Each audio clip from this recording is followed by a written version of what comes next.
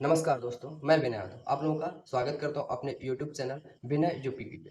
तो दोस्तों, आज का हमारा टॉपिक है यूपीपी में सिलेक्शन प्रोसेस, यानी कि आपकी भर्ती होने की प्रक्रिया, फॉर्म भरने से लेके ट्रेनिंग तक। तो दोस्तों, अगर आपको हमारे द्वारा दी गई जानकारी पसंद आए तो हमारे चैनल को सब्सक्राइब करिएगा और वीडियो को ज़्यादा से ज़्यादा अपने दोस्तों तक शेयर करिएगा जो इस परीक्षा की कर रहे हैं तैयारी। तो चलिए, सबसे पहले हम शुरुआत करते हैं फॉर्म भरने से। फॉर्म भरने से लेके ज्वाइनिंग तक, जी हाँ दोस्तों, ज्वाइनिंग तक टोटल 8 चरण होते हैं और उन सभी चरणों से हमें गुजरना होता है। तो सबसे पहली बात होती है फॉर्म भरना। तो अगर कोई भी भर्ती है, अगर उसकी हम तैयारी कर रहे हैं या उसमें हम ज्वाइन होना चाहते हैं, तो सबसे पहले उसका जब विज्ञापन आता है तो हमें फॉर्म भरना ही पड़ेगा। और ये जो फॉर्म भरने की प्रक्रिया होती है उत्तर प्रदेश पुलिस में, ये लगभग 30 दिनों तक चलती है। जी हाँ दोस्तों, लगभग 30 दिनों तक फॉर्म भरने की प्रक्रिया चलती है। और उसके बाद लगभग फॉर्म भरने के 2 से 3 महीने या कभी-कभी 1 डेढ़ महीने के अंदर, वैसे ज़्यादातर तो यही होता है कि जब फॉर्म आता है या वैकेंसी आती है, उसके बाद लगभग 3 महीने तो लग ही जाते हैं उसका एग्ज़ाम होने में। तो लगभग 3 महीने, यानी कि 3 मंथ्स के बाद, 3 मंथ्स के बाद में आता है हमारा एग्ज़ाम। जी हाँ दोस्तों, एग्ज़ाम। यहीं से हमारी मेन प्रोसेस शुरू होती है भर्ती होने की, क्योंकि फॉर्म तो कोई भी भर लेगा। हर कोई फॉर्म भरता है और परीक्षा में बैठता है। लेकिन असल जो प्रक्रिया होती है वो शुरू होती है एग्ज़ाम से। एग्ज़ाम में अगर हम अच्छा करते हैं और पास हो जाते हैं, इसके लिए भी होता है, एक सिस्टम होता है। जैसे कि अगर टोटल 50,000 वैकेंसी हैं, तो आयोग क्या करता है, डीबी, पीएसटी और फिजिकल के लिए लगभग 2 गुना लोगों को बुला लेता है, या डेढ़ गुना या ढाई गुना लोगों को बुला लेता है। तो अगर 50,000 वैकेंसी है तो आयोग ने लगभग अगर ढाई गुना लोगों को बुला लिया है, तो वो लगभग 1.25 लाख, यानी कि 1.2 लाख, इतने लाख लोगों को बुला लेंगे डीबी, पीएसटी या डॉक्यूमेंट वेरिफिकेशन के लिए। तो यहाँ पे जो कट ऑफ है वो डाउन करके निकाल देती है। हमको बुलाया जाता है डॉक्यूमेंट वेरिफिकेशन के लिए। ये हमारा तीसरा चरण है। पहला चरण हो गया हमारा फॉर्म भरना, दूसरा हो गया एग्जाम और तीसरा हो गया डॉक्यूमेंट वेरिफिकेशन। अब डॉक्यूमेंट वेरिफिकेशन में आपको जो एडमिट कार्ड दिया जाता है उस पर मेंशन कर दिया जाता है कि आपको कौन कौन से डॉक्यूमेंट चाहिए। ऐसे कौन कौन से डॉक्यूमेंट है वहाँ पे जिनकी नीड है, जैसे कि आपका बर्थ सर्टिफिकेट, उसके लिए आपका हो गया आधार कार्ड, हाई स्कूल का मार्कशीट, इंटर का मार्कशीट। उसके ऊपर अगर आपने कोई एजुकेशनल क्वालिफिकेशन भर रखी है तो वो, जैसे कि एनसीसी है, बीए है, बीटेक है, जो भी है, अगर उसको आपने मेंशन कर रखा है तो वो आपका आय हो गया, जाति हो गया, निवास हो गया। बस इससे ज़्यादा कुछ खास नहीं मांगते हैं। अगर आप किसी अदर स्टेट से हैं तो वहाँ का डोमिसाइल। उसके बाद अगली जो प्रक्रिया होती वो होती हमारी फिजिकल की।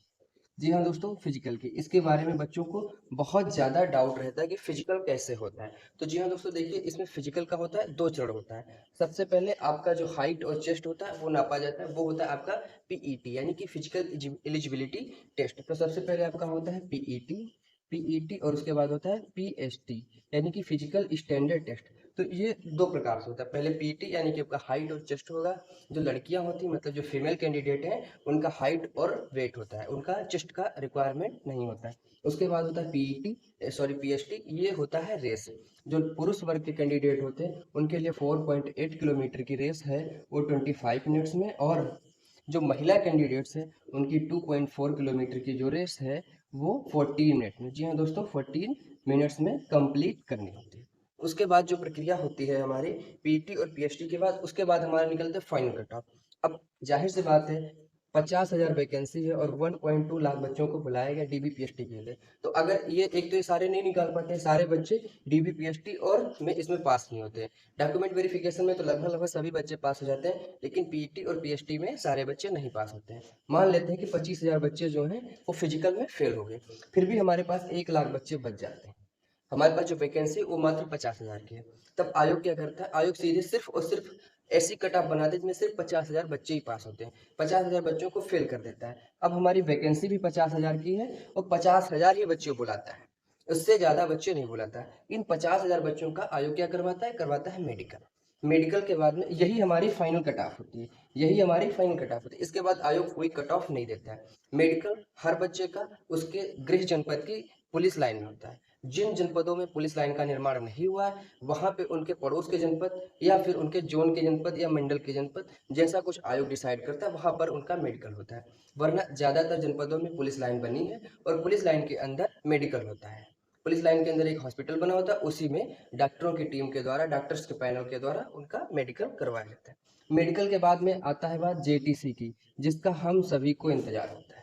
जेटीसी, फिर आरटीसी होती है और आरटीसी के बाद में होता है हमारा जब हम लोग आरटीसी फाइनल करते हैं तो हम लोग बेसिकली थाने पे या पुलिस लाइन में कहीं पर भी ऑफिशियली ज्वाइन हो जाते हैं और वहाँ पे हम 6 महीने अंडर ट्रेनिंग होके कार्य करते हैं। 6 महीने के बाद हमारा जो अंडर ट्रेनिंग का प्रोसेस है वो कंप्लीट हो जाता है और हम लोग फुल तरीके से काम करने लगते हैं। अब ये जेटीसी क्या होता है? तो देखिए, यूपी पुलिस में आप जो अगर कांस्टेबल के पद पे हैं तो आपकी जेटीसी आपके उस जनपद में करवाई जाती है जहाँ पे आपको ज्वाइनिंग करवानी होती है। मतलब आरटीसी, ये जो रिक्रूटमेंट ट्रेनिंग सेंटर है, इसके पहले होती है जेटीसी यानी कि ज्वाइनिंग ट्रेनिंग सेंटर। आपको जहाँ पर पोस्टिंग मिलेगी आपकी आरटीसी के बाद, वहीं पे आपकी होती है जेटीसी। जेटीसी के बाद में फिर लगभग ये 28 से 30 दिन की होती है। जेटीसी 28 से 30 दिन की होती है। इसके बाद आपको भेजा जाता है आपके आरटीसी सेंटर। वहां पर हो सकता है एक जेटीसी सेंटर के बच्चे हो या कई जेटीसी सेंटर के बच्चे भी होते हैं। ये आरटीसी सेंटर जो होते हैं वो आपके जनपद की पुलिस लाइन होती है और आपके आस पड़ोस के जो पीएससी सेंटर होते हैं, पीएससी की बटालियन होती है, उनको बनाया जाता है आरटीसी सेंटर। आरटीसी सेंटर पे आपकी ट्रेनिंग होती है। ये जो सारे कीवर्ड्स पॉइंट्स मैं यूज कर रहा हूँ, अगर इन पर आप स्पेशली पर्सनल वीडियो चाहते हैं, जैसे कि मेडिकल कैसे होता है, फिजिकल कैसे होता है, ट्रेनिंग कैसे होती है, तो आप लोग नीचे कमेंट करके बताइएगा, हम उन पर भी वीडियो ले आएंगे। तो दोस्तों, आरटीसी के बाद में अब जब लोग आपका पासिंग आउट परेड हो जाता है लगभग 6 महीने बाद, आरटीसी 6 महीने की होती है, 6 महीने के बाद आपका पासिंग आउट परेड हो जाता है और पासिंग आउट परेड के बाद आप लोग फुल्ली सिपाही बन जाते हैं, अपने जनपद में आ जाते हैं और यहाँ पे आप लोग अपनी ड्यूटी स्टार्ट कर। दोस्तों, आज की क्लास में इतना ही। आगे अगर आप लोग कोई सजेशन देते हैं या आपको कोई क्वेरी रहती है, आप पूछते हैं कमेंट बॉक्स में, तो हम उसके बारे में वीडियो बना देंगे। जय हिंद दोस्तों, नमस्कार।